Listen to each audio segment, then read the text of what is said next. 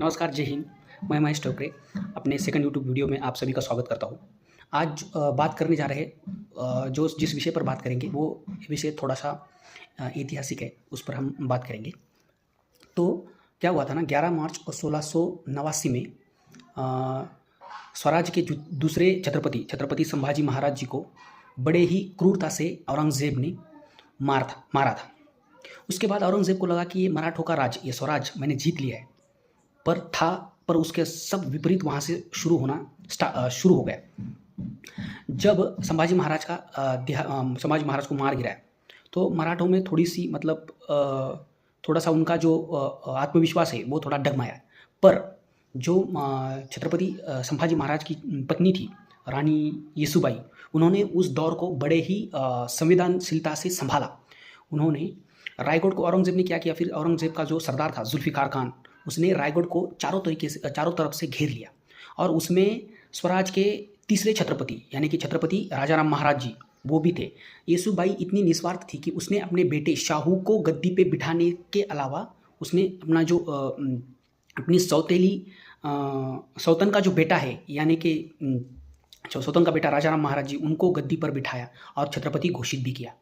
तो उनकी वो निस्वार्थ, और यही रीज़न था, यही मराठों का स्वराज निर्माण, यही बहुत सारे घराने इस देश में हो चुके हैं, पर मराठों जैसी शुरुता, मराठों जैसा पराक्रम किसी ने भी आज तक नहीं दिखाया। उसका कारण ये था कि मराठों में एक निस्वार्थता थी, देश के प्रति, अपने राज्य के प्रति मर मिटने की भावना थी, और उसका उदाहरण थी रानी येसुबाई। उन्होंने अपने पुत्र शाहू को गद्दी पे बिठाने के अलावा राजाराम महाराज जी को गद्दी पर बिठाया और उनको स्वराज्य का तीसरा छत्रपति घोषित किया।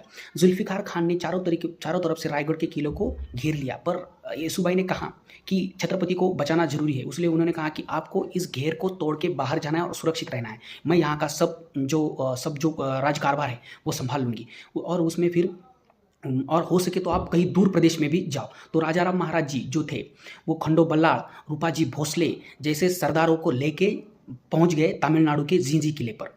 वहाँ पर गए, वहाँ पर भी एक बात तो तय है कि जितना नाम छत्रपति शिवाजी महाराज का है, जितना नाम छत्रपति संभाजी महाराज का है, उतना राजाराम महाराज जी का नहीं लिया जाता। पर मैं बात उनकी शुरुआत पर किसी को संदेह नहीं है, छत्रपति शिवाजी महाराज, संभाजी महाराज निसंदेह सबसे बड़े, सबसे पराक्रमी राजा थे, पर राजाराम महाराज जी भी कम नहीं थे। उनको जो इतिहासकार है गोसे सरदेसाई, वो कहते हैं कि उन्होंने उनको एक उपाधि दी जिसका नाम है स्थिर बुद्धि, यानी कि जिसकी बुद्धि एकदम शांत और स्थिर है। उन्होंने क्या किया, सब सरदारों को मिलकर जिंजी किला मराठों ने 8 साल लड़ा। जुल्फ़िकार खान ने वहाँ पर भी उसको घेर लिया था, मराठों ने उसको 8 साल लड़ा। वो वाक़या बहुत ही बड़ा है, और वहाँ से राज्य का बहुत सारा कारभार वो चलाते थे, और वहाँ पर उनको वो जो थे वो संभालने में मदद, जो राजाराम महाराज जी के जो 2 हाथ थे उसमें थे धनाजी जाधव और संताजी घोरपड़े, और तीसरा नाम भी उसमें विठोजी चौहान करके है, नेमाजी शिंदे भी है। इन्होंने राजाराम महाराज जी को चारों तरफ से सुरक्षित रखा, और राजाराम महाराज जी से भी वो लड़ाई लड़ी। वो 11 साल औरंगज़ेब को अपने आजू बाजू, औरंगज़ेब को परेशान करके रखा, और परेशान करने में सबसे बड़ा हाथ इसका था। औरंगज़ेब को वही के वही रखा, स्वराज्य की रक्षा की, और वो रक्षा करने में सक्षम कौन थे, तो राजाराम महाराज जी थे। उनका वो बहुत ही बड़ा योगदान था स्वराज्य के प्रति। और अंत में सन 1700 में उनकी तबीयत खराब होने के कारण मृत्यु हो गई। फिर औरंगज़ेब को लगा कि मैंने मराठों का राज जीत लिया है, मराठों का स्वराज जीत लिया, पर वो तब भी गलत था, क्योंकि वो भूल गया था कि राजाराम महाराज जी की पत्नी तारा रानी वो साधारण स्त्री नहीं थी, वो थी मराठों के मराठों के सेनापति हम्बीराव मोहिते, उनकी वो बेटी थी। उसका नाम था महारानी ताराबाई। ताराबाई ने जिस तरीके से ये स्वराज्य को चलाया, वो आज तक की हिस्ट्री में कहीं पर भी नहीं दिखा। रजिया सुल्तान को, मुगलिया सल्तनत या जो गुलाम सल्तनत की थी रजिया सुल्तान, उनको महिला शासक के तौर में भारत में देखा जाता है, पर उससे भी वो तो निश्चिंत वो भी बड़ी थी, अच्छा उसका भी योगदान था उनकी सल्तनत के लिए। पर उनमें ताराबाई जो थी, तारा रानी, वो उनका योगदान इतिहास कभी भूलेगा नहीं, और भूलना भी नहीं चाहिए। महारानी ताराबाई ने क्या किया, मुगल क्या करते थे ना, मुगल जो था औरंगज़ेब पन्हाला, जो कोकण साइड के इलाका है, कोल्हापुर, पश्चिम महाराष्ट्र और कोकण का जो इलाका है महाराष्ट्र का, वहाँ के किले जीतते थे। पर महारानी ताराबाई ने क्या किया ना, अपने जो गनीमी तंत्र है गनिमी तंत्र शिवाजी महाराज जी से, जो शिवाजी महाराज जी से उन्होंने सीखा था गनिमी तंत्र, उसको बहुत ही मतलब इतना शिद्दत से अपनाया। वो क्या करते थे, वो अपने सरदार उसमें थे, फिर सरदार जो उस पर भी, वहाँ पर भी आघाड़ी पे थे, वो थे धनाजी जादव, संताजी घोरपड़े, विठोजी चौहान। उनको मध्य प्रदेश, राजस्थान में जो मुगल के किले थे, सिरोंज में, मंदसौर में, माड़वा में, वहाँ पर जाकर वो किले जीतने के लिए बोला करते थे। और धनाजी जादव, विठोजी चौहान, संताजी घोरपड़े ने अपनी शूरता का प्रमाण देते हुए सब किले जीतते भी थे। ऐसा किया, मतलब मुगल एक साइड हारते थे और दूसरी साइड जीतते थे, उन मतलब ही नहीं आ रहा था। उसमें भी उनका एक तंत्र था, जब भी कोई किले पर आक्रमण करते थे, मुगल सरदार आक्रमण करते थे, तो वो मराठे वो किला लड़ते थे। जैसे ही बरसात का मौसम आता था, लड़ते थे और किसी एक को अफवाह फैलाने के लिए बोलते थे कि मराठों का किलेदार जो है वो मतलब उसने बगावत की है अपने राजा से ही, और आप कुछ पैसे दे दो, मराठे वो किला छोड़ देंगे। और वो मुगल सरदार थे, उनसे पैसे लेते थे मराठा किलेदार, और वो मराठा जो खजीना था उसमें जाकर जमा कर देते।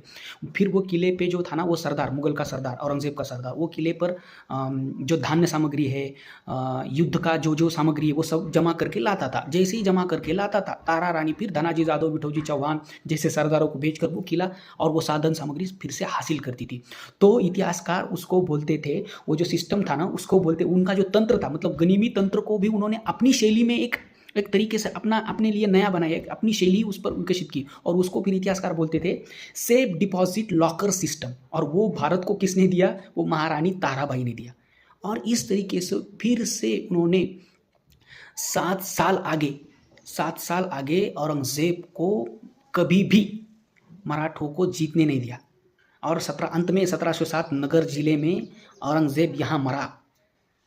तो ये एक तरफ से मतलब जब भी युद्ध की बात होती है, महासंग्राम की बात होती है, तो मुगलों की साम्राज्यवादी इच्छा और मराठों की स्वराज की आकांक्षा, इसमें ये लड़ाई थी। और अंत में जीत किसकी हुई, अंत में जीत मराठों की हुई। उसके बाद 17 से 7 मतलब 18वीं जो शताब्दी थी ना, 18वीं शताब्दी, वो मराठों का सुवर्ण काल था।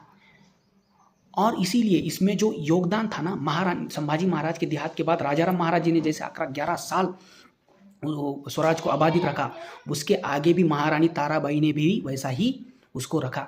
तो इसमें एक इतिहासकार महारानी ताराबाई के ऊपर एक पंक्ति लिखता है, और जो मराठी में मैं आपको बताना चाहूँगा। और वो जो लिखा है ना, वो लिखा है शिव भारतकार परमानंद जी के लड़के थे कवि देवदत्त, उन्होंने लिखा था। अब सुनो, मराठी में है। ताराबाई रामराणी भद्रकाली कोपली, दिल्ली झाली दिनवानी, दिल्ली शाचे गेले पाणी, रामराणी भद्रकाली रणरंगी क्रुद्ध झाली, प्रयत्नाची वेळ आली, मुघल हो सांभाळा. म्हणजे तारा राणीने आता भद्रकालीचं रूप अवतारलंय आणि आता तुमची खैर नाही, मुघलांनो स्वतःला सांभाळा. अशा या शब्दात, म्हणजे ज्या वेळेस इतिहासकार एखाद्याचं वर्णन त्या शब्दामध्ये करतोय, निश्चितच तो ये जताता है कि वो स्त्री साधारण नहीं थी, वो असाधारण स्त्री है। और उनको उनकी जो आज है पुण्यतिथि है, तो उनके पुण्यतिथि पर मैं उनको शतशः नमन करता हूँ। जय हिंद, जय भारत।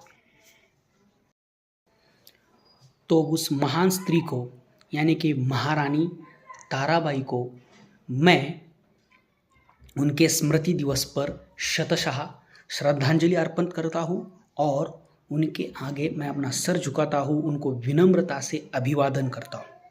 जय हिंद, जय भारत।